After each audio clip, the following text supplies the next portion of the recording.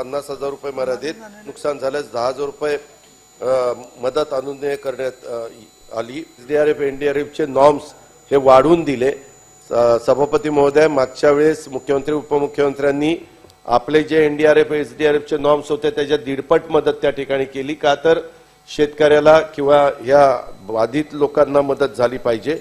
तशाच पद्धतीने आम्ही उद्याच सगळ्या व्हिडिओ कॉन्फरन्सिंगच्या द्वारे सगळ्या जिल्हाधिकाऱ्यांशी संपर्क साधून वेगवेगळ्या जिल्ह्यामध्ये वेगवेगळी परिस्थिती आहे। काही ठिकाणी पाऊस प्रचंड झालाय।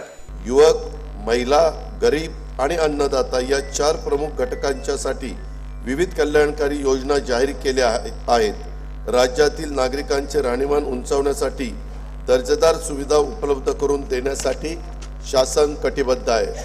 शाश्वत, पर्यावरणपूरक व सर्वसमावेशक विकास साधण्याचे राज्याचं धोरण आहे।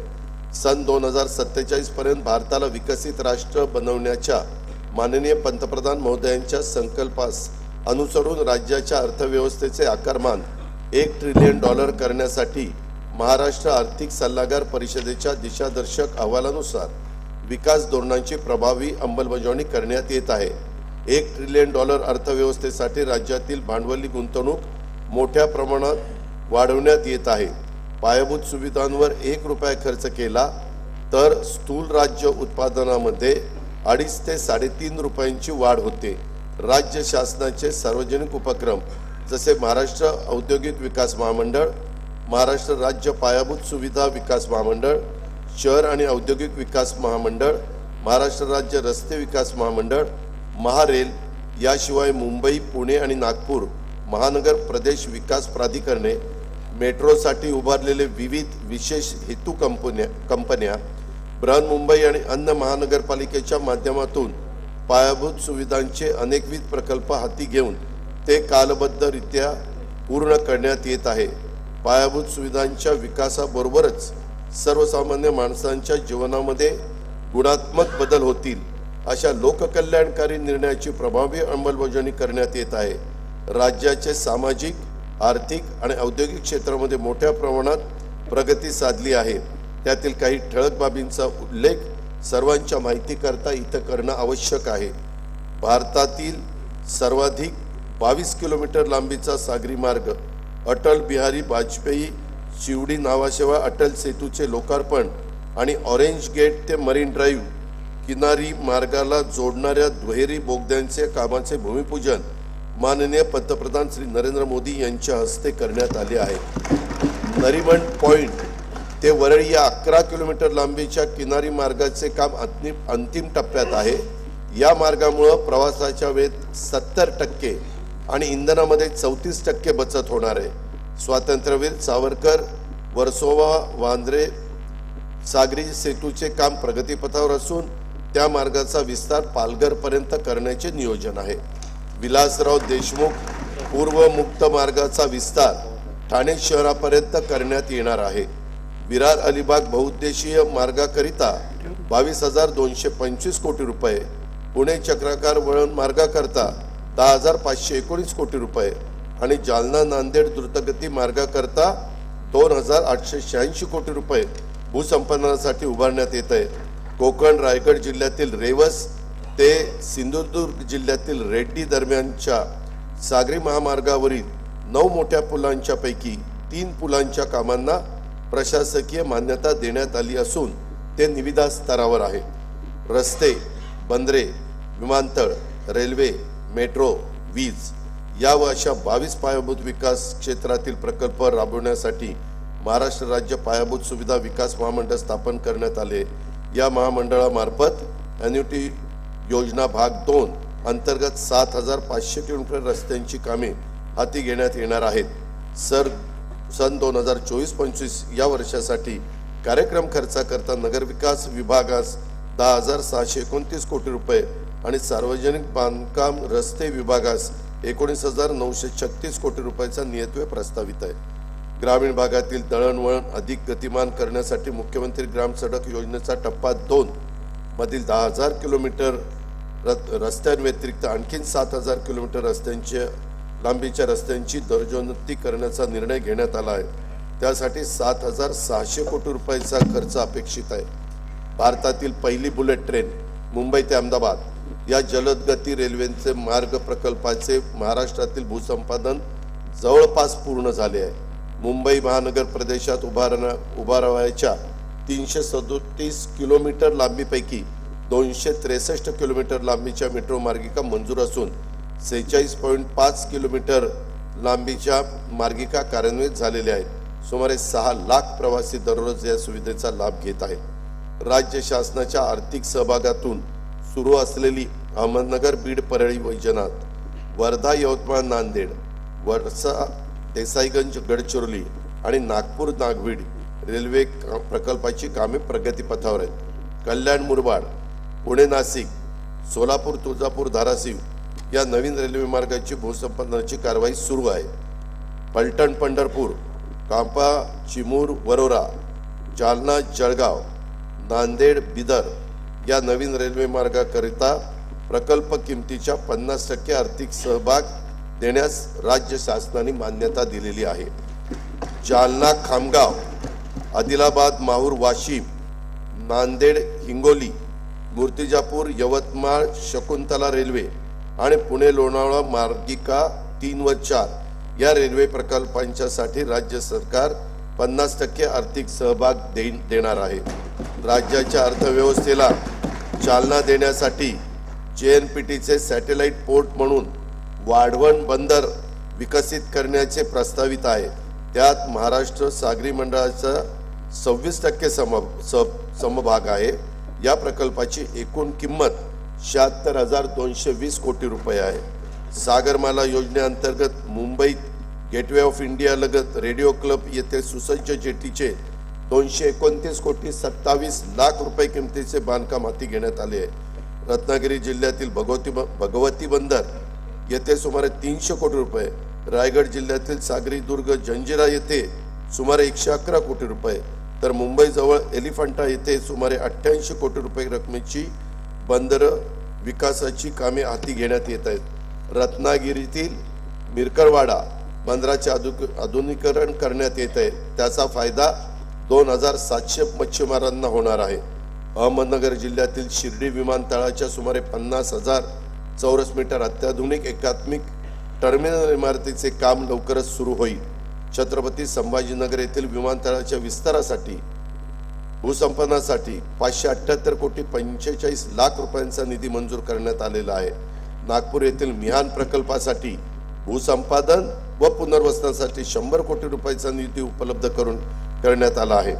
कोल्हापूर विमानतळाच्या विस्तारासाठी भूसंपादन सुरू असून आवश्यक निधी उपलब्ध करून दिला जाईल। अमरावती येथील बेलोरा येथील विमानतळाच्या धावपट्टीचे विस्तारीकरण पूर्ण झालेले रात्रीची विमानसेवा सुरू करण्याची साठीची कामे सध्या सुरू आहे।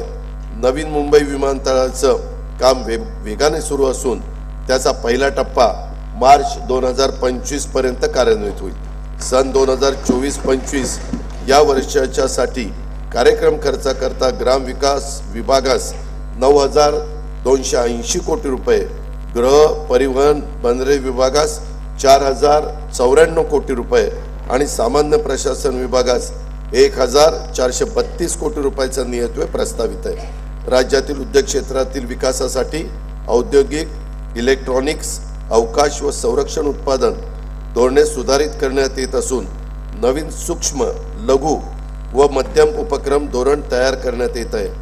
जानेवारी 2024 मध्ये स्वित्झर्लंडमधील दावोस येथे आयोजित जागतिक आर्थिक परिषदेमध्ये राज्य शासनाने 19 कंपन्यांसोबत सामंजस्य करार झाले आहेत। त्याद्वारे 3 लाख कोटीहून अधिक रुपयाची गुंतवणूक आणि सुमारे 2 लाख रोजगार निर्मिती होणार आहे। राज्याचे एकात्मिक व शाश्वत वस्त्रोद्योग धोरण 2023 ते 28 जाहीर करण्यात आले आहे। या धोरणांतर्गत प्रथमच अंत्योदय शिधापत्रिकेवर सार्वजनिक वितरण प्रणालीद्वारे एका कुटुंबास 1 साडीचे मोफत वाटप करण्याची कारवाई सुरू आहे।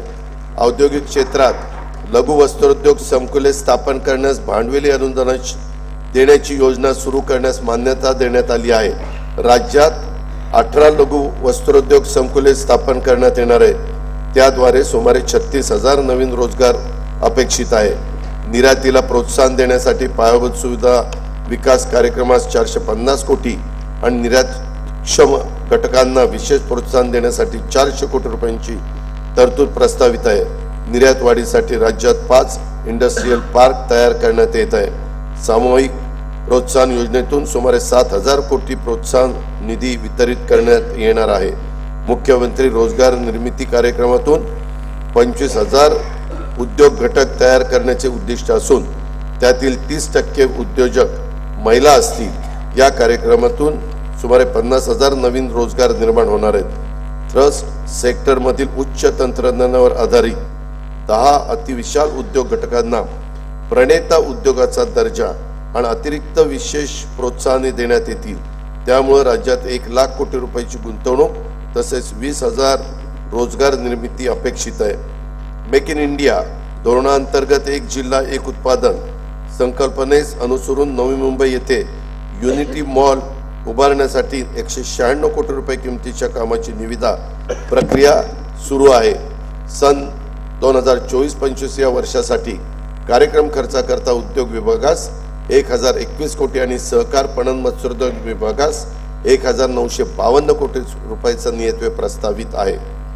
हर घर नल हर घर जल संकल्पनेनुसार ग्रामीण भागातील प्रत्येक घरात पिण्याचे शुद्ध पाणी जल जीवन मिशन अभियानातून उपलब्ध करून देण्यासाठी 1,46,64,382 नळ जोडण्याचे उद्दिष्ट निश्चित करण्यात आलेले आहे।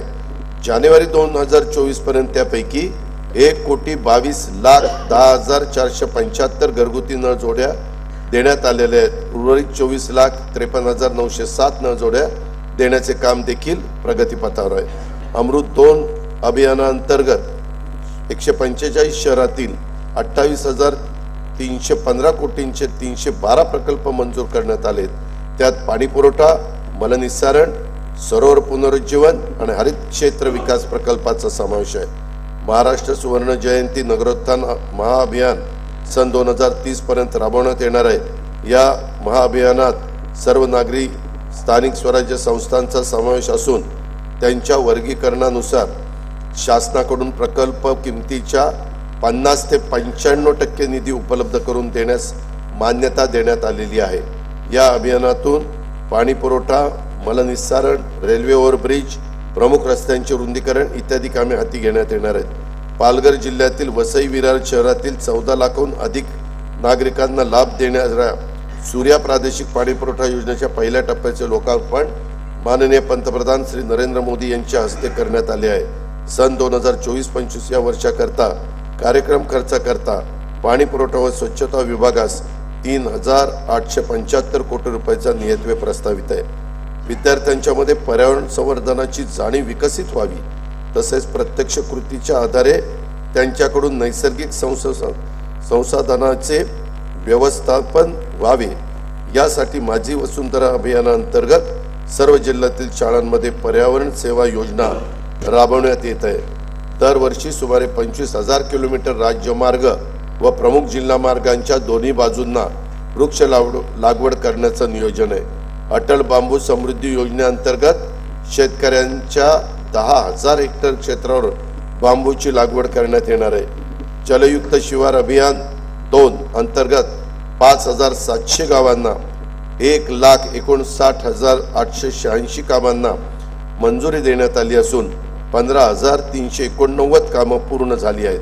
सन 2024-25 या वर्षासाठी कार्यक्रम खर्चाकरता पर्यावरण व वातावरणीय बदल विभागास 245 कोटी, वन विभागास 2,507 कोटी आणि मृद व जलसंधारण विभागास 4,247 कोटी रुपयाचा नियतव्यय प्रस्तावित आहे। सन 2030 पर्यंत एकूण ऊर्जा निर्मितीपैकी 40% ऊर्जा ही अपारंपरिक पद्धतीने निर्माण करण्याचं उद्दिष्ट आहे। राज्यात रूफटॉप सोलर योजना राबवण्यात येत आहे। केंद्र शासनाच्या नवीन प्रधानमंत्री सूर्य घर मोफत वीज योजनेअंतर्गत रूफटॉप सोलर पॅनल बसवण्यासाठी 78,000 रुपये मर्यादेपर्यंत अनुदान देण्यात येणार आहे। तसेच ग्राहकांना 300 युनिट पर्यंतची वीज मोफत मिळणार आहे। मुख्यमंत्री सौर ऊर्जा वाहिनी योजना 2 अंतर्गत 7,000 मेगावॉट सौर ऊर्जा निर्मितीचे लक्ष्य गाठण्याचे नियोजन आहे। त्यामुळे शेतकऱ्यांना दिवसा वीज पुरवठा उपलब्ध होईल। शेतकऱ्यांच्यासाठी मागेल त्याला सौर कृषी पंप ही नवीन योजना सुरू करण्यात येईल। या योजनेअंतर्गत 8,50,000 नवीन सौर कृषी पंप बसवण्यात येतील। PM कुसुम योजनेअंतर्गत यावर्षी 1,00,000 सौर पंप स्थापनेचे उद्दिष्ट असून त्यापैकी 78,757 पंप आतापर्यंत कार्यान्वित झालेले आहेत। राज्यात सर्व उपसा योजनांचे सौर ऊर्जीकरण करण्यासाठी पुढील 2 वर्षात आवश्यक तो निधी उपलब्ध करून देण्यात येईल। तसेच उपसा सिंचन योजनेअंतर्गत ग्राहकांच्यासाठी वीज दर सवलतीस 1 वर्ष मुदतवाढ देण्यात येईल। वीज सेवा उपलब्ध नसलेल्या राज्यातील सुमारे 37,000 अंगणवाडी केंद्रांना सौर ऊर्जा संच देण्यात येणार आहे। वन्य प्राण्यांद्वारे होणाऱ्या शेती पिकांच्या नुकसानीला आळा घालण्यासाठी डॉक्टर श्यामाप्रसाद मुखर्जी जनवन विकास योजनेअंतर्गत शेतकऱ्यांना सौर ऊर्जा कुंपणासाठी अनुदान देण्यात येणार आहे। या सर्व पर्यावरण स्नेही सौर ऊर्जा योजनांमुळे खनिज इंधनावरील अवलंबित्व कमी होऊन प्रदूषणात घट होईल। तसेच हरित ऊर्जा निर्मिती क्षेत्रात राज्य अग्रेसर होईल। सन 2024-25 या वर्षाकरता खर्चाकरता ऊर्जा विभागास 11,934 कोटीचा नियतव्यय प्रस्तावित आहे। नमो शेतकरी महासन्मान निधी योजनेअंतर्गत 84,57,000 शेतकरी कुटुंबांना पहिल्या हप्त्यापोटी 1,691 कोटी 47 लाख रुपये अनुदान प्रदान करण्यात आलेले आहे।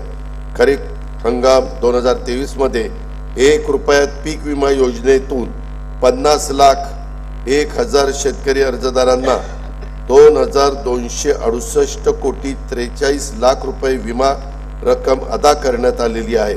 नानाजी देशमुख कृषी संजीवनी प्रकल्पाच्या 6,000 कोटी रुपये किमतीच्या दुसऱ्या टप्प्यात मान्यता देण्यात आलेली आहे। वसंतराव नाईक कृषी विद्यापीठ परभणी अंतर्गत बीड जिल्ह्यातील मौजे जिरेवाडी तालुका परळी वैजनाथ येथे सोयाबीन संशोधन व प्रक्रिया उपकेंद्र, शासकीय कृषी महाविद्यालय आणि कृषी व्यवसाय व्यवस्थापन महाविद्यालय स्थापन करण्यास मान्यता देण्यात आलेली आहे। राष्ट्रीय पशुधन अभियानाअंतर्गत शेळी, मेंढी, वराह, कुक्कुट व वैरण विषयक योजनांचा लाभ शेतकरी व पशुपालकांना मिळावा यासाठी 129 प्रकल्पांचा प्रस्ताव केंद्र शासनास पाठवण्यात आलेला आहे। सन 2024-25 या वर्षासाठी कार्यक्रम खर्चाकरता कृषी विभागास 3,650 कोटी, पशुसंवर्धन व दुग्ध विकास आणि मत्स्य व्यवसाय विभागास 555 कोटी आणि फलोत्पादन विभागास 708 कोटी रुपयाचा नियोजित प्रस्तावित आहे।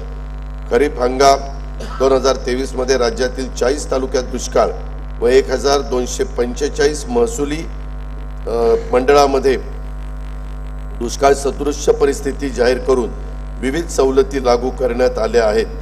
नैसर्गिक आपत्तीमुळे शेती पिकांचे नुकसान झालेल्या 44,82,000 शेतकऱ्यांना 3,825 कोटी रुपयांची रक्कम प्रदान करण्यात आलेली आहे।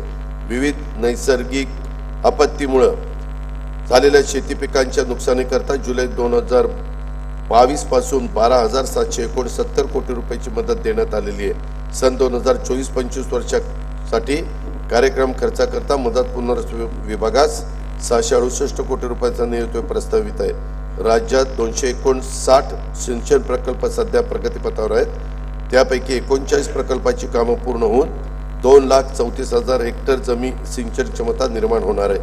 बळीराजा संजीवनीतील जल संजीवनी योजनेतील 91 प्रकल्पापैकी 46 प्रकल्प पूर्ण झाले असून मार्च 2025 पर्यंत आणखी 16 प्रकल्प पूर्ण होणार आहेत। कोल्हापूर आणि सांगली जिल्ह्यात पूर व इतर नैसर्गिक आपत्तीमुळे वारंवार होणारे नुकसान टाळण्यासाठी जागतिक बँक सहाय्यता 3,200 कोटी रुपये किमतीचा प्रकल्प हा राबवण्यात येणार आहे। महाराष्ट्र सिंचन सुधारणा कार्यक्रमाअंतर्गत येत्या 3 वर्षात राज्यातील 25 वर्षापेक्षा जुन्या 155 प्रकल्पाची दुरुस्ती तसेच 75 अपूर्ण सिंचन प्रकल्पाची कामे पूर्ण करण्यात येतील। याद्वारे 3,55,000 हेक्टर सिंचन क्षमता आणि 23.37 TMC पाणी साठा निर्माण होईल। त्यासाठी 15,000 कोटी रुपयाचा खर्च अपेक्षित आहे। विदर्भातला सिंचनाचा अनुशेष दूर करण्यासाठी 2,000 कोटी रुपयांची तरतूद करण्यात येईल। विदर्भासाठी महत्वाकांक्षी असलेल्या वैनगंगा नळगंगा नदी जोड प्रकल्पाद्वारे 3,71,000 हेक्टर क्षेत्रास सिंचनाचा लाभ होणार असून प्रकल्पासाठी आवश्यक तो निधी उपलब्ध करून देण्यात येईल। मराठवाड्यामध्ये ऊर्ध्व पैनगंगा, कृष्णा मराठवाडा, लेंडी, जायकवाडी टप्पा 2, नांदूर मधुमेश्वर, निम्न दुधना, विष्णुपुरी टप्पा 2 या मोठ्या प्रकल्पांसह 11 मोठे प्रकल्प, 8 मध्यम प्रकल्प व 29 लघु पाटबंधारे प्रकल्पाची कामं प्रगतीपथावर आहेत। नदीपात्रात पाणी अडवण्यासाठी मोठ्या प्रमाणावर बॅरेजेसची कामं हाती घेण्यात आली आहेत। सुयोग्य जागेची आणि पाण्याची उपलब्धता विचारात घेऊन मोठ्या प्रमाणावर उच्चदन जलविद्युत प्रकल्प खाजगी सहभागातून हाती घेण्यात येतील। खारभूमी विकास कार्यक्रमांतर्गत कोकण किनारपट्टीवर खार बंधाऱ्यासाठी 36 कामे प्रगतीपथावर आहेत। 12 पूर्ण झालेली आहेत। त्याद्वारे 938 हेक्टर क्षेत्र शेतीयोग्य करण्यात आलेले आहे। खारभूमी विकासासाठी 113 कोटी रुपयाचा नियत प्रस्तावित आहे। कोयना धरणाच्या बुडीत क्षेत्रातील शेवटच्या भागातील 23 गावांच्यासाठी बंधारे बांधण्यात येतील। सन 2024-25 या वर्षासाठी कार्यक्रम खर्चाकरता जलसंपदा, लाभक्षेत्र विकास व खारभूमी विभागास 16,456 कोटी रुपयाचा नियतव्यय प्रस्तावित आहे।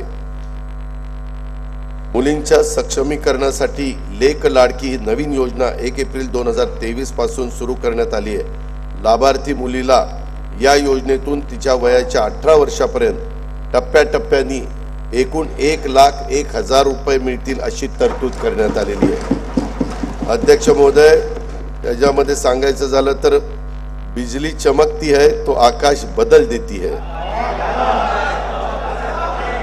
आंधी उठती है तो दिन रात बदल देती है, जब गरजती है नारी शक्ति तो इतिहास बदल देती है। शहरी भागातील कुपोषणाच्या समस्येवर मात करण्यासाठी नागरी बाल विकास केंद्र सुरू करण्यास मान्यता देण्यात आली असून त्यामुळे अतितीव्र कुपोषण बालकांना सर्वसाधारण श्रेणीत आणण्यात मदत होईल। राज्याचे मुख्यमंत्री महिला सशक्तीकरण अभियान राबवण्यात येत आहे। या अभियानांतर्गत प्रत्येक जिल्ह्यात किमान 1 लाख महिलांना विविध शासकीय योजनांचा थेट लाभ देण्याचं उद्दिष्ट आहे। 10 मोठ्या शहरातील 5,000 महिलांना पिंक रिक्षा उपलब्ध करून देण्याची योजना प्रस्तावित आहे। राज्यातील अंगणवाडी सेविका आणि मदतनीसांची 14,000 पदे रिक्त पदे भरण्यात आली आहे। उर्वरित देखील पद ताबडतोब भरण्याची कारवाई सुरू आहे। 2024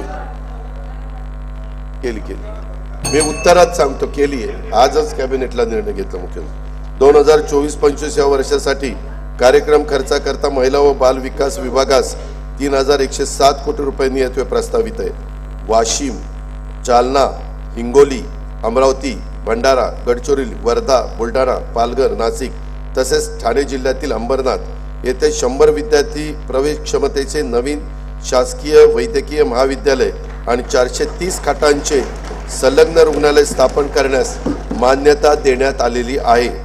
जळगाव, लातूर, बारामती, नंदुरबार, गोंदिया, कोल्हापूर, मिरज, जिल्हा सांगली येथील शासकीय वैद्यकीय महाविद्यालयांना संलग्न प्रत्येकी 100 विद्यार्थी प्रवेश क्षमतेची शासकीय परिचर्या महाविद्यालय सुरू करण्यास मान्यता देण्यात आलेली आहे। नागपूरच्या धर्तीवर औंध, पुणे येथील अखिल भारतीय आयुर्विज्ञान संस्था एम्स स्थापन करण्याचे देखील नियोजन आहे।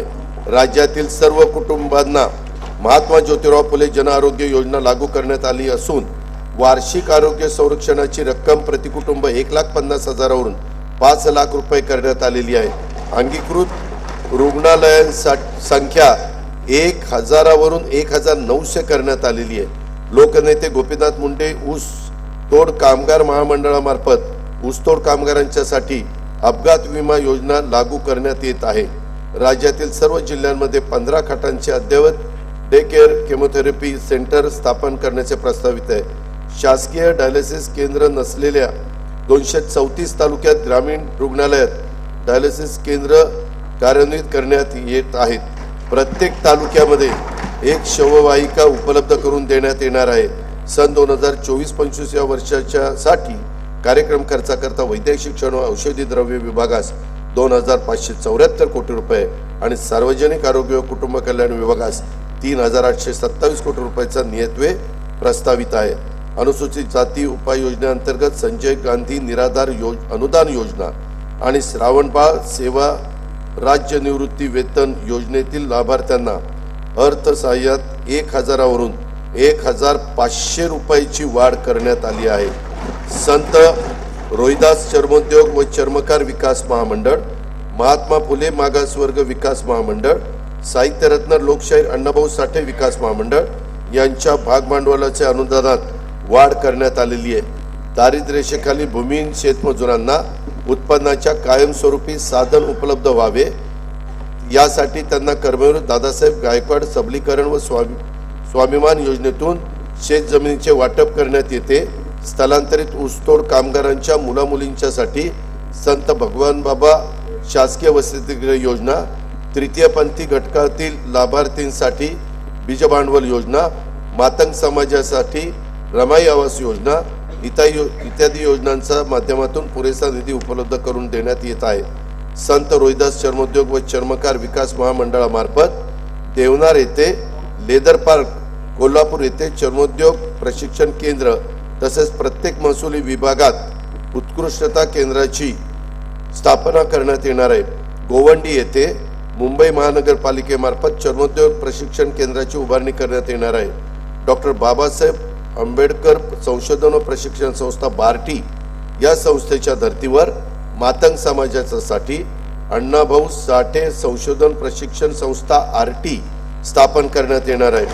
2024-25 या वर्षासाठी कार्यक्रम खर्चाकरता सामाजिक न्याय व विशेष सहाय्य विभागास 18,816 कोटी रुपयाचा नियतव्यय प्रस्तावित आहे।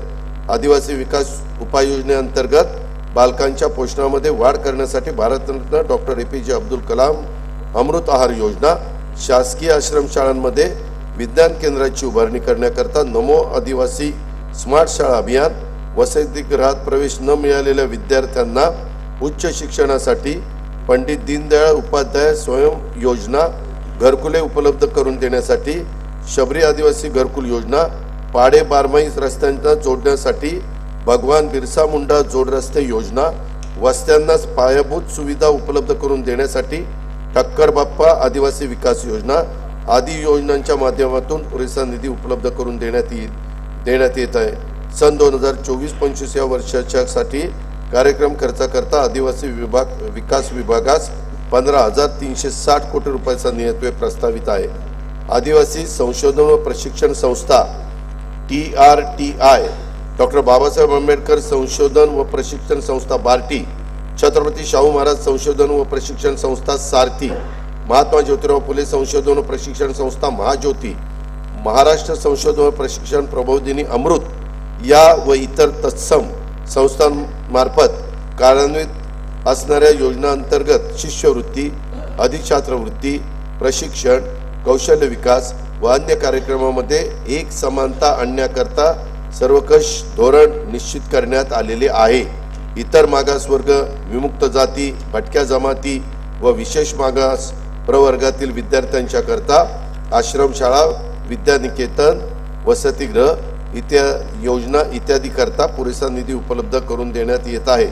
वसंतराव नाईक विमुक्त जाती भटक्या जमाती विकास महामंडळ, महाराष्ट्र राज्य इतर मागासवर्गीय वित्त विकास महामंडळ, शामराव पेजे कोकण इतर मागासवर्ग आर्थिक विकास महामंडळ, जगज्योती महात्मा बसवेश्वर आर्थिक विकास महामंडळ, संत काशीबा गुरव युवा आर्थिक विकास महामंडळ, राजे उमाजी नाईक आर्थिक विकास महामंडळ, संत शिरोमणी गोरोबा काका महाराष्ट्र मातीकला मंडळ, संत सेनाजी महाराज केशशिल्पी महामंडळ आणि पैलवान मारुती चव्हाण वडार आर्थिक विकास महामंडळ इत्यादी मार्फत विकास योजना राबवण्यासाठी देखील निधी उपलब्ध करून देण्यात येत आहे।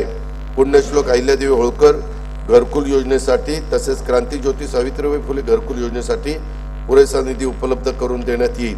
धनगर समाजाच्या सर्वांगीण उन्नतीसाठी आदिवासी उपाययोजनेच्या धर्तीवर 22 योजना राबवण्यात येत असून त्यासाठी पुरेसा निधी उपलब्ध करून देण्यात येणार आहे।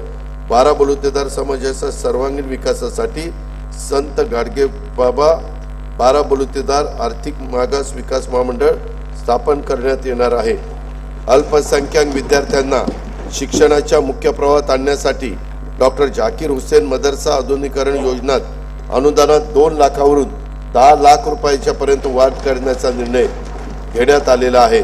मौलाना आझाद आर्थिक विकास महामंडळामार्फत राबवण्यात येणाऱ्या मुदत कर्ज, डॉक्टर APJ अब्दुल कलाम शैक्षणिक कर्ज आणि सूक्ष्म पतपुरवठा योजना राबवण्यासाठी राज्य शासनाने दिली जाणारी हमी 30 कोटी वरून 500 कोटी रुपये करण्यास मान्यता देण्यात आलेली आहे।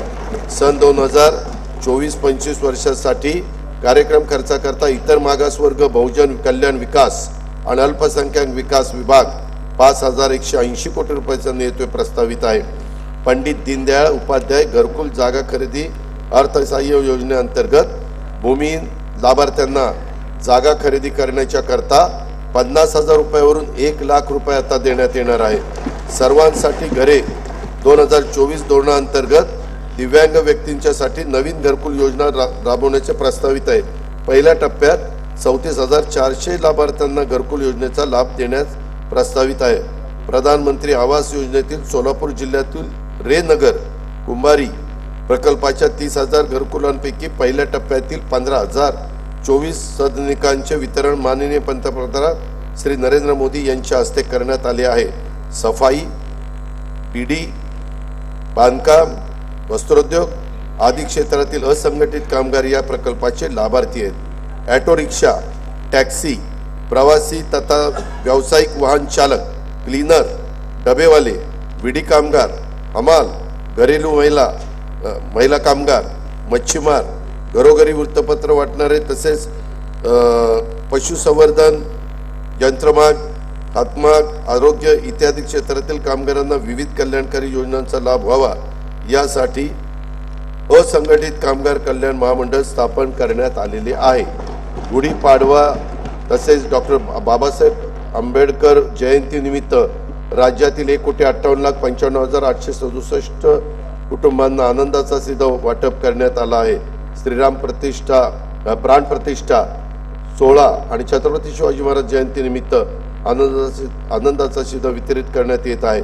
सन 2024-25 वर्षाकरता कार्यक्रम खर्चाकरता गृहनिर्माण विभागास 1,347 कोटी रुपये, दिव्यांग कल्याण विभागास 1,526 कोटी रुपये, कामगार विभागास 171 कोटी रुपये आणि अन्न नागरी पुरवठा व ग्राहक संरक्षण विभागास 526 कोटी रुपयाचा निधी प्रस्तावित आहे।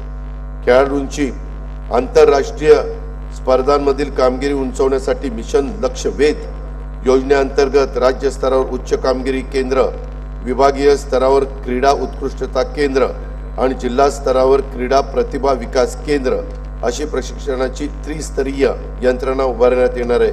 आशियाई क्रीडा स्पर्धेत पदक मिळवणाऱ्या महाराष्ट्रातील खेळाडूंना पारितोषिक रकमेमध्ये 10 पट वाढ करण्यात आलेली आहे। सुवर्ण पदकासाठी 1 कोटी रुपये, रौप्य पदकासाठी 75 लाख रुपये आणि कांस्य पदकासाठी 50 लाख रुपयाची पारितोषिके देण्यात येत आहे। नागपूर येथील विभागीय क्रीडा संकुलात आंतरराष्ट्रीय दर्जाच्या क्रीडा व अनुषंगिक सुविधांचा समावेश करण्यात येणार आहे। त्याला राज्य क्रीडा संकुलाचा दर्जा देण्यात आला आहे। सन 2024-25 वर्षासाठी कार्यक्रम खर्चाकरता क्रीडा विभागास 537 कोटी रुपयाचा निधी प्रस्तावित आहे। शासनाने संशोधन, आरोग्य, कृषी विकास, कौशल्य विकास आणि हवामान या क्षेत्रामध्ये गुगल, इन्फोसिस, नॅस्कॉम, बर्मिंगहॅम विद्यापीठ, ब्रिटिश काउन्सिल, युनिसेफ अशा नामांकित संस्थांशी सामंजस्य करार केलेला आहे। महाराष्ट्र ड्रोन मिशन राबवण्याची मान्यता देण्यात आलेली आहे। सध्या 13 ठिकाणी जिल्हास्तरीय आणि 6 ठिकाणी विभागीय ड्रोन केंद्र स्थापन करण्यात येणार आहेत। या प्रकल्पाच्या पहिल्या 5 वर्षाच्या अंमलबजावणीसाठी 238 कोटी 63 लाख रुपये अंदाजित खर्चास मान्यता देण्यात आलेली आहे। मुंबई वरळी येथे आधुनिक प्रशिक्षण व कौशल्य विकास भवन हे उभारण्यात येईल। सन 2024-25 या वर्षाच्या साठी कार्यक्रम खर्चाकरता उच्च व तंत्र शिक्षण विभागास 2,098 कोटी रुपये आणि शालेय शिक्षण विभागास 2,959 कोटी रुपये नियतव्यय प्रस्तावित आहे। व्यावसायिक शिक्षण, नाविन्यता, कौशल्य वृद्धी विषयक योजनांची अंमलबजावणी तसेच गुणवत्तापूर्ण पायाभूत सुविधा आणि कार्यप्रणालीच्या बळकटीकरणासाठी जागतिक बँक सहाय्यित मानवी विकासासाठी उपयोजित ज्ञान आणि कौशल्य विकास दक्ष या 2,307 कोटी रुपयांच्या प्रकल्पास शासनाने मंजुरी दिलेली आहे। युवकांना रोजगारक्षम आणि उद्योगक्षम बनवण्यासाठी प्रत्येक महसूल विभागामध्ये आंतरराष्ट्रीय कौशल्य विकास केंद्र आणि संत गाडगेबाबा स्वच्छ भारत कौशल्य प्रबोधिनी सुरू करण्यात येत आहे। या व्यतिरिक्त राज्यात नवीन 2,000 प्रमोद महाजन कौशल्य विकास केंद्र स्थापन करण्यात येत आहे। 1,000 महाविद्यालयांमध्ये कौशल्य विकास केंद्र सुरू करण्यात येणार आहेत। उद्योगांना आवश्यक तंत्रज्ञानाशी अनुरूप कौशल्य विकास प्रशिक्षण केंद्र कोराडी नागपूर येथे उभारण्यात येणार आहे। राज्यातील प्रत्येक जिल्ह्यात 500 युवक युवतींना पर्यटन व आदरातिथ्य क्षेत्रातील कौशल्य प्रशिक्षणासाठी मान्यता देण्यात आली आहे। सन 2024-25 वर्षाकरता कार्यक्रम खर्चाकरता कौशल्य, नाविन्यता, रोजगार आणि उद्योजकता विकास विभागास 807 कोटी रुपयाचा नियतव्यय प्रस्तावित आहे। पर्यटनाला चालना देण्यासाठी शाश्वत पर्यटन धोरण आखण्यात येईल। राज्यातील 50 पर्यटन स्थळांची निवड करून त्या ठिकाणी theme park, adventure sports, shopping mall, water park आणि निवासी व्यवस्था करण्यात येत आहे। लोणार जिल्हा बुलढाणा, अजिंठा वेरूळ जिल्हा छत्रपती संभाजीनगर, कळसुबाई भंडारदरा जिल्हा अहमदनगर, त्र्यंबकेश्वर जिल्हा नाशिक तसेच कोकणातील सागरी किल्ल्यांच्या ठिकाणी पर्यटनासाठी उच्च दर्जाच्या सुविधा निर्माण करण्यात येणार आहे। लोणावळा येथे 333 कोटी 56 लाख रुपये अंदाजित किमतीचा जागतिक दर्जाचा स्कायवॉक प्रकल्प उभारण्यात येईल। शिवसागर जलाशय जिल्हा सातारा, गोसीखुर जलाशय जिल्हा भंडारा, वाघूर जलाशय जिल्हा जळगाव येथे नाविन्यपूर्ण जलपर्यटन प्रकल्प राबवण्यात येणार आहे। कोकण विभागात पर्यटनास चालना देण्यासाठी शिवकालीन 32 गडकिल्ल्यांचे नूतनीकरण व संवर्धन करण्यात येणार आहे। राज्यातील पर्यटकांना आणि भाविकांना किफायतशीर दरामध्ये उत्तम सुरक्षित सुविधा पुरवण्यासाठी श्रीनगर जम्मू काश्मीर आणि श्रीराम जन्मभूमी अयोध्या येथे महाराष्ट्र भवन बांधण्याचा निर्णय घेतलेला आहे।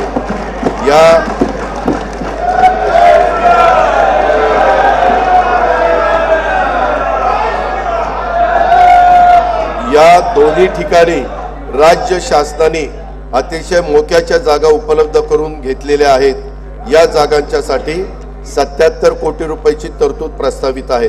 मंत्रालय आणि परिसरातील शासकीय इमारतींचा अत्याधुनिक सुविधांसह पुनर्विकास करण्यासाठी आंतरराष्ट्रीय वास्तू रचनाकाराकडून प्रस्ताव मागवण्यात येणार आहेत। सन 2024-25 वर्षासाठी कार्यक्रम खर्चाकरता सांस्कृतिक कार्य विभागास 1,186 कोटी रुपये, पर्यटन विभागास 1,973 कोटी रुपये, सार्वजनिक बांधकाम इमारती विभागास 1,367 कोटी रुपये आणि महसूल विभागास 474 कोटी रुपयाचा नियतव्यय प्रस्तावित आहे।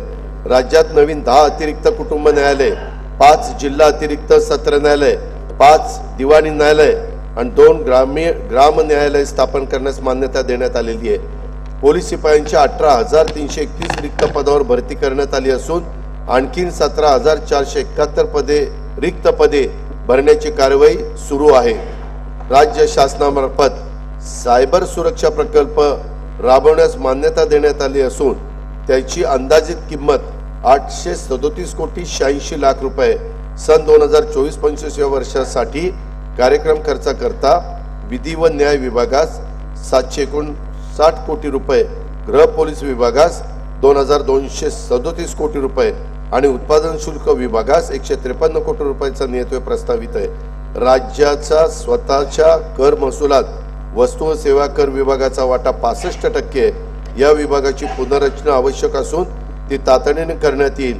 विभागाच्या अत्याधुनिक सुविधायुक्त कर प्रशिक्षण अकादमी स्थापन करण्यात येईल। वस्तू व सेवा कर भवन वडाळा मुंबई येथील बांधकाम प्रगतीपथावर आहे। स्वातंत्र्य सैनिकांचे निवृत्ती वेतन प्रतिमाह 10,000 रुपयावरून दुप्पट म्हणजेच 20,000 रुपये करण्यात आलेले आहे। सन 2024-25 या वर्षासाठी कार्यक्रम खर्चाकरता वित्त विभागास 208 कोटी रुपयाचा नियतव्यय प्रस्तावित आहे। स्वराज्य रक्षक छत्रपती संभाजी महाराजांचे बलिदान स्थळ मौजे तुळापूर तालुका हवेली व समाधी स्थळ वडू बुद्रुक तालुका शिरूर जिल्हा पुणे येथील स्मारकाला 250 कोटी रुपये किमतीच्या विकास आराखड्यास मान्यता देण्यात आली असून त्याचं काम सुरू झालेलं आहे। देशातील 12 ज्योतिर्लिंगापैकी एक असलेले औंढा नागनाथ जिल्हा हिंगोली, 3.5 शक्तिपीठापैकी एक असलेले श्री क्षेत्र माहूरगड जिल्हा नांदेड आणि एकविरा देवी जिल्हा पुणे या तीर्थक्षेत्र व परिसर विकासासाठी विशेष विकास प्राधिकरण स्थापन करण्याचा निर्णय घेण्यात आलेला आहे। श्री क्षेत्र सप्तशृंगी गड तालुका कळवण या तीर्थस्थळाच्यासाठी 81 कोटी 86 लाख रुपयाचा विकास आराखड्याला मान्यता देण्यात आलेली आहे। पुण्यश्लोक अहिल्यादेवी होळकर यांच्या जन्म त्रिशताब्दी वर्षानिमित्त विविध कार्यक्रम आयोजित करण्यासाठी 20 कोटी रुपयाचा निधी प्रस्तावित आहे। पुण्यश्लोक अहिल्यादेवी होळकरांची त्यांनी केलेली मंदिरं बारवांचे जतन व संवर्धन योजनेसाठी 53 कोटी रुपयाचा निधी प्रस्तावित करण्यात आलेला आहे। महात्मा फुले वाडा व क्रांतीज्योती सावित्रीबाई फुले स्मारकासाठी पुणे शहराच्या विकास योजनेत क्षेत्र आरक्षित करण्यात आलेले असून स्मारकाचा आराखडा तयार करण्याचं काम सुरू आहे। त्याकरता देखील लागेल तो निधी देण्याचे सरकारने मान्य केलेले आहे। धाराशिव जिल्ह्यात संत गोरोबा काका महाराज यांच्या स्मारकासाठी शासकीय जमीन व निधी उपलब्ध करून देण्यात येणार आहे। मौजे सदुंबरे तालुका मावळ जिल्हा पुणे येथे श्री संत जगनाडे महाराज यांच्या समाधी स्थळाच्या विकासासाठी 66 कोटी 11 लाख रुपयाच्या कामांना मान्यता देण्यात आलेली आहे। साने गुरुजींची कर्मभूमी असलेल्या अंमळनेर जिल्हा जळगाव येथे त्यांच्या कार्याला साजेचे स्मारक उभारण्यात येईल आणि त्याला देखील निधी देण्यात येणार आहे। राजगुरू नगर येथील हुतात्मा श्री शिवराम हरी राजगुरू जन्मस्थळ परिसर विकासासाठी पहिल्या टप्प्यात 102 कोटी 48 लाख रुपयांच्या आराखड्यास मान्यता दिलेली आहे। छत्रपती शिवाजी महाराजांचे विश्वासू सहकारी वीर जीवा महाला याच्या स्मारकासाठी प्रतापगडच्या पायथ्याशी जागा उपलब्ध करून त्यांचाही तिथं स्मारक करण्यात येणार आहे। होता जीवा म्हणून वाचला शिवा, माहिती का? पुणे महानगरपालिकेमार्फत संगमवाडी पुणे येथे लहुजी वस्ताद साळवे यांच्या स्मारकाचा कामाचा शुभारंभ आदेश देण्यात आलेले 2 तारखेला माझ्या माहितीप्रमाणे त्याचं भूमिपूजन मुख्यमंत्री महोदय करणार आहेत। राजगडच्या पायथ्याशी असलेल्या मौजे पाल खुर्द तालुका वेले येथील राजमाता सईबाई स्मृती स्थळ विकास आराखड्यातील 29 कोटी 73 लाख रुपये रकमेच्या कामांना मंजुरी देण्यात आलेली आहे। इंदापूर शहरातील मालोजीराजे भोसले यांची गडी व हजरत चांद शाह वली बाबा दर्गा परिसर विकासासाठी 37 कोटी 28 लाख रुपये रकमेच्या कामांना मान्यता देण्यात आलेली आहे। सन 2024-25 वर्षासाठी कार्यक्रम खर्चाकरता नियोजन विभागास 9,193 कोटी रुपये आणि रोजगार हमी योजनेस 2,205 कोटी रुपयाचा नियतव्यय प्रस्तावित आहे। महाराष्ट्राबाहेर मराठी भाषेचे संवर्धन करणाऱ्या मराठी मंडळांना अनुदान देण्यात येईल। मराठी मंडळाच्या इमारती वास्तू व स्मारकासाठी संवर्धनासाठी आवश्यक निधी उपलब्ध करून दिला जाईल। गोवा व दिल्लीप्रमाणेच बेळगाव कर्नाटक येथे मराठी भाषा उपकेंद्र स्थापन केले जाईल, त्याकरता देखील आवश्यक तो निधी उपलब्ध करून दिला जाईल। रिद्धपूर जिल्हा अमरावती येथे मराठी भाषा विद्यापीठ स्थापन करण्यास मान्यता देण्यात आलेली आहे। मंगेश पाडगावकर कवितेचे गाव हा उपक्रम वेंगुर्ला जिल्ह्यात सिंधुदुर्ग येथे राबवण्यात येणार असून मराठी भाषेला अभिजात भाषेचा दर्जा प्राप्त करून घेण्यासाठी विशेष प्रयत्न केले जात आहेत। मुंबईतील गिरगाव येथे मराठी भाषा भवनाचे काम कालबद्ध पद्धतीने पूर्ण करण्यात येणार आहे। सन 2024-25 या वर्षासाठी कार्यक्रम खर्चाकरता माहिती तंत्रज्ञान विभागास 920 कोटी रुपये, माहिती व जनसंपर्क विभाग विधानमंडळ सचिवालय प्रत्येकी 547 कोटी व मराठी भाषा विभागास 71 कोटी रुपयाचा नियतव्यय प्रस्तावित आहे। जिल्हा सन 2024-25 मध्ये जिल्हा वार्षिक योजनेअंतर्गत 18,165 कोटी रुपयाचा नियतव्यय प्रस्तावित करण्यात आलेला आहे आणि हा नियतव्यय मागील वर्षाच्या तुलनेत 20% अधिक दिलेला आहे। वार्षिक योजना 2024-25 कार्यक्रम खर्चासाठी 1,92,000 कोटी रुपयाचा नियतव्यय प्रस्तावित करण्यात आला आहे।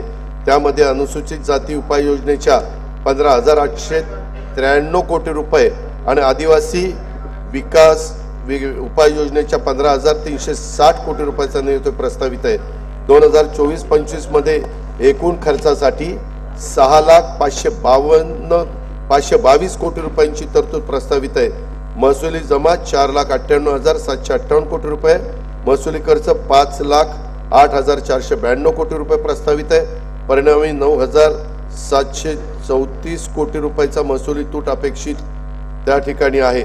राज्यातील राज्यकोषीय तूट आणि महसुली तूट राज्यकोषीय उत्तरदायित्व व वित्तीय व्यवस्थापन कायद्याचे निश्चित केलेल्या मर्यादेच्या आत ठेवण्यात शासन यशस्वी ठरलेले। सन 2024-25 ची राज्यकोषीय तूट 99,288 कोटी रुपये आहे। अध्यक्ष महोदय, हा अर्थसंकल्प मांडून झाल्यानंतर प्रथेप्रमाणे विरोधी पक्षाच्या नेत्यांच्या प्रतिक्रिया येतीलच, त्या ठरलेल्याच असतात, हे आपल्याला सगळ्यांना माहिती आहे। अंतरिम अर्थसंकल्प मांडल्यानंतर त्यांना आपल्या नेहमीच्या प्रतिक्रियांचा थोडासा विचार करायला हवा।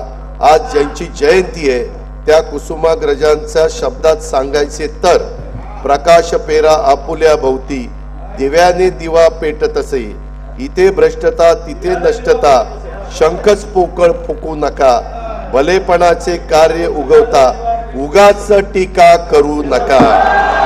राज्याच्या आर्थिक विकासासाठी आणि समाजातील सर्व घटकांच्या कल्याणासाठी शासन सर्वतोपरी प्रयत्न करेल याची खात्री मी देतो। सन 2024-25 वर्षाच्या अंतरिम अर्थसंकल्पास मंजुरी द्यावी अशी विनंती मी सदनाला करतो। जय हिंद, जय महाराष्ट्र, जय मराठी भाषा।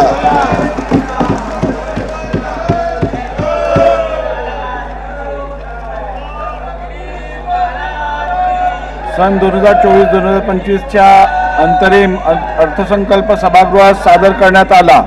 अर्थसंकल्पीय प्रकाशनाचे पेन ड्राईव्ह असलेल्या सूटकेसेस सन्मान्य सदस्यांना देण्याची व्यवस्था वित्त विभागातर्फे विधान भवनाकरिता आरक्षित असलेल्या वाहनतळाच्या मोकळ्या जागेवर उभारण्यात आलेल्या मंडपामध्ये विधान भवन मुंबई येथे करण्यात आली आहे। सन्माननीय सदस्यांनी वितरणाच्या ठिकाणावरून सदर प्रकाशनाचे पेनड्राईव्ह असलेल्या सूटकेसेस प्राप्त करून घ्याव्यात। सदर अर्थसंकल्पीय प्रकाशनाने महाराष्ट्र विधिमंडळाच्या व शासनाच्या संकेतस्थळावरून उपलब्ध करून देण्यात येतील। सभागृहाची बैठक आता स्थगित होत आहे। बुधवार दिनांक 28 फेब्रुवारी 2024 रोजी सकाळी 11 वाजता सभागृहाची बैठक भरेल। वो कविता देखो कितना अच्छा पढ़ा।